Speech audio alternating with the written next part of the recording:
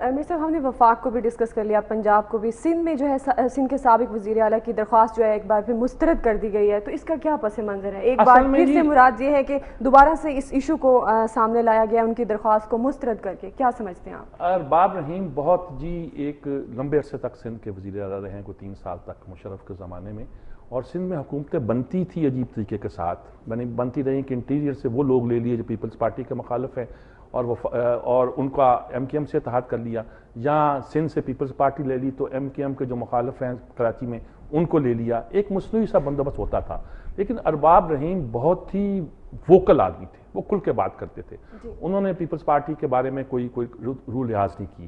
ہوا یہ ہے کہ آدمی نیک بھی تھے, جمیل طارق کا درس ان کے چیف منسٹر ہاؤس میں ہوتا تھا, اور عمرے پہ جانا ان کا ایک معمول سا لگتا تھا, یہ سب باتیں اپنی جگہ. اب ہوا یہ کہ جب پہلا اسمبلی کا اجلاس ہوا تو ایک واقعہ بڑا ناخوشگوار ہوا جس میں ارباب رحیم کو انہوں نے جوتے مارے. یہ جوتے مارنے کا واقعہ پہلی بار ہوا. رکن اسمبلی جب اسمبلی کے اندر سے باہر آ رہا ہے, اس کے کوریڈورز میں کچھ لوگوں نے, جس کو ٹی وی پہ دکھایا گیا. اچھا, یہ توہین آج ہم کہتے ہیں تھپڑ جو ہے وہ پاکستان پہ پڑا ہے, الیکشن کمیشن پہ پڑا ہے, وہ وحیدہ شاہ نے کسی پہ نہیں مارا ہے. اس طرح اگر جوتے کو سمجھا جاتا کہ یہ اسمبلی پہ پڑا ہے, اسمبلی کے ایک رکن پہ پڑا ہے, اس پر کسی نے چونچرا نہیں کی. وہ ظاہر ہے کہ بالکل امبیرسنگ پوزیشن تھی, پیپلز پارٹی اس موڈ میں تھی کہ تیری ایسی تیسی, میں تمہیں یہاں آنے نہیں دیں گے. وہ شریف آدمی ملک سے باہر چلا گیا, میں یہی کہوں گا جی, وہ ملک سے باہر چلا گیا, دبئی میں زیادہ عرصے ہیں. اب ممبر تھے, اس کے لیے بار بار کبھی درخواست دیتے ہیں, کبھی کچھ کرتے ہیں. اب انہوں نے کہا کہ اجلاس بلا کے کہا جی ہم نے درخواست مسترد کر دی ہے, مطلب واپس آئیں. اب تو شاید وہ واپس بھی آ سکتے ہیں, حالات بدل چکے ہیں, اور میرے خیال میں اب ان کی صورتحال بدل چکی ہوگی. لیکن اس طرح مسترد کرنا جو ہے وہ یہ شو کرتا ہے کہ وہ ابھی ایک طرح کا وینجس جو تھا پارٹی کا ارباب رحیم کے خلاف, وہ کم نہیں ہوا جی. لیکن وہ بھی پکے تھے. کالا باغ ڈیم پر سندھ کی فضا ڈیفرنٹ تھی, مشرف نے بہت چاہا, انہوں نے کہا حضور میں یہ کر نہیں سکتا. یہ باتیں بھی ان کے ہاں تھیں. بہرحال وہ ایک بڑے افیکٹو, جس علاقے میں وہ ہیں وہاں کے وہ بادشاہ ہیں, وہاں سے پھر وہی الیکٹ ہوں گے چاہے پیپلز پارٹی زور لگا دیں. جس طرح یہ الیکٹ ہو گئے ہیں ذوالفقار مرزا کے بیٹے, یہ وہ علاقے ہیں جہاں سندھ کے جہاں کانسٹیٹوئنسی جس کی ہے اسی کی طاقت ہے. سب 19-20 کا فرق پڑتا ہے کسی خاص پارٹی کے. میسز کا بہت زیادہ کنٹرول ہوتا ہے, اور خاص طور پر جہاں کے آپ رہنے والے ہوتے ہیں اور جو آپ کا ایک ایریا ہوتا ہے. اور اس کے سانگڑ کی ایک نجی جیل سے ایک اور خبر بھی ہمارے پاس ہے جس کی گہری بالکل جاننا چاہتے ہیں کہ سانگڑ کی ایک نجی جیل سے 49 قیدی جو ہیں وہ رہا کرا دیے گئے ہیں. سب سے پہلے تو یہ جاننا چاہوں گی, میں بھی یقیناً میرے ناظرین بھی اس میں انٹرسٹ لیں گے, یہ نجی جیلوں کا معاملہ کیا ہوتا ہے؟ اچھا جی, سندھ میں جو وڈیرا شاہی ہے بہت مضبوط ہے. جنوبی پنجاب میں ہے, سندھ میں ہے, وہ تو ٹرائبل علاقہ ہے, وہ تو خیر چھوڑ دیجیے. یہاں پہلے بھی آج سے کوئی 10-12 سال پہلے خبریں آئی تھیں کہ فلاں نجی جیل سے, وڈیرے کی جیل سے بندوں کو رہا کرایا گیا. یہ اپنی لیبر کو کیپٹیو رکھتے ہیں, سزائیں بھی دیتے ہیں تو ان کو بند کر دیتے ہیں. سیشن کورٹ سانگڑ کا حکم ہوا کہ ان کو رہا کرایا جائے, اور رہا کرایا گیا. اچھا بالکل, اور انہوں نے یہ آزاد کر دیا انہیں. ارے بھی آزاد کرنا مقصد نہیں ہے, جس کی جیل بنا رکھی ہے اس کو پکڑ کے اندر کرنا اور اس کو سزا دینا اصل مقصد ہے. اب ہمارا قانونی سسٹم کیا ہے کہ اس کے خلاف اب ایف آئی آر کٹے, اس کے خلاف مقدمہ بنے, پھر جا کے کہیں انصاف ملے, تو بڑا لمبا معاملہ ہو جاتا ہے اور بڑی دور تک بات جاتی ہے. تو میرے خیال میں اس معاملے پر بھی جو ہے نجی جیلیں ایک نہیں ہوں گی, وہاں کئی ہوں گی.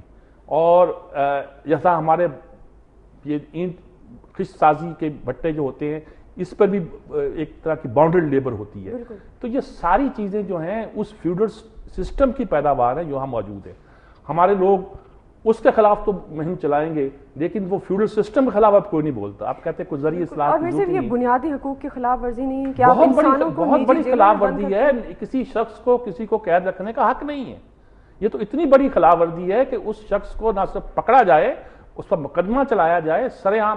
میڈیا اس کو لے کے آگے بڑھے گا تو میں کہوں گا کہ میڈیا بولڈ ہے کہ بھئی یہ جیل تھی, یہ جگہ تھی, یہاں سے نکلے ہیں, یہ تصویریں ہیں, یہ کر. بھئی وہ ایک تھپڑ مارا ہے اس نے, تو دیکھیے کچھ ہو ہی نہیں رہا.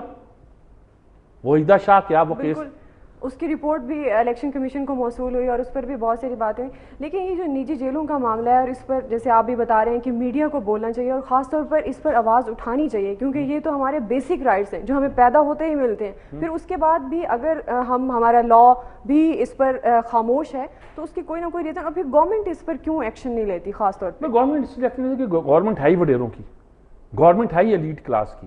گورنمنٹ کا مطلب ہے کہ رولنگ کلاس جس کو ہم کہتے ہیں، رولنگ کلاس حکمرانوں کا نام نہیں ہے، بلکہ اس طبقے کا نام ہے جو اس ملک پہ حکومت کرتے ہیں، جو اپوزیشن میں بھی ہیں، جو حکومت میں بھی ہیں، جو وڈیرے بھی ہیں، جو جرنیل سابق بھی ہیں، جو بیوروکریٹ سابق بھی ہیں، اور جن کی زمینیں ہیں یا زمینیں نہیں ہیں، بزنس انٹرسٹ ہیں، جو سیٹ ہیں، کاروباری ہیں، وہ سب اس رولنگ کلاس ہے اس ملک کی۔ اور اس جو کیپٹلسٹ سسٹم ہے یا فیوڈل سسٹم ہے، اس میں رولنگ کلاس کے ملے ہوئے آپس میں انٹرسٹ ہوتے ہیں۔ کبھی دیکھا آپ نے کسی بڑے آدمی کے خلاف مقدمہ ہو بھی تو کچھ دیر چلتا ہو، مقدمہ پولیس کے خلاف نہیں ہو سکتا، پولیس جتنی بھی زیادتی کر لے اس کو نظر انداز کر دیا جاتا ہے۔ ساری چیزیں ہمارے ہاں موجود ہیں، اور ہوتا بھی ہے تو پھر اس کو بند کر دیا جاتا ہے، سامنے نہیں لایا جاتا۔ دیکھا سوال تو آپ کے پاس اور بھی ہیں، میرے پاس ہے، لیکن اسٹوڈنٹس جو ہیں ان کو بھی شامل کیا جائے، پھر اور سوال ہوں گے تو اور وقت ہوگا ہمارے پاس، کر لیں گے ہم۔ ہمارے ساتھ عبدالرحمان ہیں پنجاب یونیورسٹی سے، آپ نے دیکھ لیا کس طرح سے ہم ڈسکشن کر رہے ہیں، اور خاص طور پہ میں چاہتی ہوں کہ آپ یوتھ ہیں، آپ کس نظر سے دیکھتے ہیں آج کی سیاست کو؟ جیسے اسٹرائیکی صوبے کی بھی ہم نے بات کی، تو کوئی سوال جو آپ جاننا چاہتے ہیں کہ اس سوال کے پیچھے کیا بیسک حقیقت کیا ہے، تو وہ آپ میر صاحب سے کر سکتے ہیں۔ سر، جب بھی ہم سرائیکی صوبے کی بات سنتے ہیں تو ہمیشہ یہ کہا جاتا ہے کہ انتظامی بنیادوں پر صوبے کو بننا چاہیے۔ سوال یہ ہے کہ جو سردار، نواب، سجادہ نشین، مخدوم زادے جو 60 سال سے ان انتظامی نشستوں پر موجود ہیں اور ری الیکٹ کے بعد ری الیکٹ ہوتے جا رہے ہیں، جو 60 سال میں انتظامی امور کو نہیں چلا سکے اور نوبت آج ہم نئے صوبے بنانے کی طرف جا رہے ہیں، تو آپ کو لگتا ہے کہ یہ وہ لوگ جو ناکام ترین لوگ ہیں، یہ نئے صوبے بنانے کے بعد اس قابل ہو جائیں گے کہ یہ اپنے انتظامی امور کو چلا سکے؟ درست سوال کیا آپ۔ ہم نے دیکھے نا، ہم نے بہت سارے ضلع جو تھے ان کو ڈویژن میں تبدیل کر دیا۔ میں سائیوال کا رہنے والا ہوں، تو سائیوال ایک ضلع تھا جس میں اوکاڑا بھی شامل تھا، پاک پٹن بھی شامل تھا، کیچا وطنی، آرا والا اور تپال پور سب شامل تھے، بلکہ کچھ حصہ کاٹ کے پہلے ملتان میں شامل کیا گیا جو بعد میں وہاڑی میں آ گیا، گگو وغیرہ کچھ ادھر کا علاقہ۔ اب اس کے 3 ضلع ہیں، اخراجات بڑھ گئے تو مجھے نہیں پتا کہ اس کا انتظام بہتر ہوا، میں جب جاتا ہوں تو انتظام زیادہ خراب دیکھتا ہوں۔ صوبے بنانے کی ضرورت اس لیے پیش آتی ہے کہ فاصلہ زیادہ ہو گیا فرض کیا لاہور سے۔ صوبے بنانے کی دوسری وجہ یہ ہوتی ہے کہ اس صوبے سے الیکٹ ہونے والے لوگوں کی جو حیثیت بنتی ہے وہ حکومت بنانے میں بڑی رکاوٹ پیدا کرتی ہے، جس میں جیسے لوگ بہت سندھ میں کہہ رہے ہیں کہ یہاں تو شہری سندھ ہے یا دیہی سندھ ہے، یہاں سندھی ہے یا مہاجر ہے، تو ان دونوں کے درمیان حکومت بنانا جو ہے کہ نیچرل پروسیس بنتا نہیں، اور اگر دونوں مل جائیں تو آپس میں ایگزسٹ نہیں کرتی۔ تو یہ سارا ایک فنومینا جو پیدا ہوتا ہے اس سے صوبے بنائے جاتے ہیں۔ انڈیا میں بنائے گئے انتظامی یونٹ اس لیے کہتے ہیں کہ انتظامی یونٹ کا مطلب ہوتا ہے کہ اس کی بنیاد کوئی لسانیات نہ ہو، کوئی ذات پات برادری نہ ہو، بلکہ یہی ہو کہ بھئی آپ کو انتظام، مثلا بہاولپور ایک تاریخی طور پر وہ کہتے ہیں کہ ہم ایک صوبہ تھا لیکن ساتھ انتظامی ضرورت بھی ہے، وہ کہتے ہیں 3 ضلع ہیں، لیکن لمبا پھیلا ہوا ضلع ہے، بڑا چھوٹی سی ریاست نہیں تھی، سب سے بڑی ریاست تھی شاید پاکستان کی۔ تو اس لیے ان سے توقع کرنا نہ کہ وہ کچھ کر سکیں کہ نہیں کر سکیں گے، یہ تو جمہوریت پر ہمارے ایمان کی بات ہے، جمہوریت پر تو ہمیں یقین رکھنا پڑے گا۔ کیا کلین سویپ ہو سکتا ہے سر اس بیس کے اوپر سرائیکی علاقے میں پیپلز پارٹی کو یا کوئی اور جماعت جو اس صوبے کی بات ابھی کلیئر نہیں ہو سکتا؟ 70 کے الیکشن میں بھی ہوا تھا، لیکن پھر بعد میں جب الیکشن کے بعد پیپلز پارٹی نے ایک سٹینڈ لیا تھا وہاں سے ہار گئی تھی، لیکن اس کے بعد میں وہ نظام صاحب جو تھے سارے وہاں کے لوگ جو مل گئے تھے انہیں کے، وہ ایک بڑی لمبی کہانی ہوا کرتی ہے سیاست میں جس کا اس وقت اتنا وقت نہیں ہے۔ اور طلال آپ کیا جاننا چاہتے ہیں؟ سر، انٹرنل پارٹی الیکشنز کی آپ نے بھی بات کی، اور یہ 17 امینڈمنٹ کے بعد میرے خیال سے یہ جو ہے پارٹی کے اندر انٹرنل الیکشنز لائے گئے تھے۔ سر، انٹرنل الیکشنز لا دینے سے کیا پاکستان میں جو موروثی سیاست کا جو مرض ہے کیا وہ ختم ہو جائے گا؟ اگر یہ نہیں ہو سکتا تو پھر اس کا آگے حل کیا ہے؟ پھر ہم کیا کریں اس کا؟ دیکھیں، ابھی تو دکھاوے کے الیکشن ہیں، ہماری الیکشن کمیشن میں جو ہماری پارٹی ایکٹ ہے ویسے اس کی بھی ریکوائرمنٹ ہے کہ آپ کے یہاں الیکشن ہو، اور جمہوریت کی پہلی شرط بھی ہے کہ پارٹی پولیٹیکل وہی ہوتی ہے جس کے ہاں الیکشن ہو، لیکن جنرل الیکشن کہاں ہوتے ہیں؟ آپ دوبارہ الیکشن کرا رہے ہیں، زرداری صاحب کے مقابلے میں کوئی کھڑا نہیں ہوگا، شہباز شریف کے مقابلے میں پنجاب میں کوئی کھڑا ہی نہیں ہوا، تو بہت کم جماعتیں ہیں جو مثلا ابھی تو ویسے عمران خان کے خلاف کوئی کھڑا نہیں ہوگا، لیکن عمران خان کی کوئی آل اولاد جو ہے وہ لائن میں نہیں لگی ہوئی، یہ فرق ہے۔ جماعت اسلامی میں الیکشن ہوتے ہیں جی وہ، لیکن اس کا جو سٹرکچر ہے وہ عام پولیٹیکل پارٹیز ذرا ہٹ کر ہے، وہ اس کا سٹرکچر ہی ڈیفرنٹ ہے، اور اب ہمیں الیکشن پر اصرار تو کرنا چاہیے اور یہ بھی کوشش کرنی چاہیے، شور مچانا چاہیے کہ یہ موروثی سیاست آپ نے کیا چلا رکھی ہے، یہ شور ہی مچانا چاہیے۔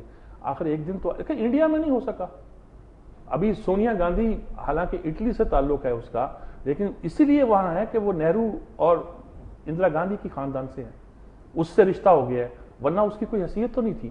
بندرا نائکے ہے سری لنکا میں مسار رہی کے ساتھ حسینہ واجد، خالدہ ضیاء. تو یہ ساؤتھ ایشیا کا بھی ایک پرابلم ہے. ہمیں آئیڈیلسٹ ہونے کی بجائے اس کو ایک حقیقت کے طور پر تسلیم کرنا چاہیے.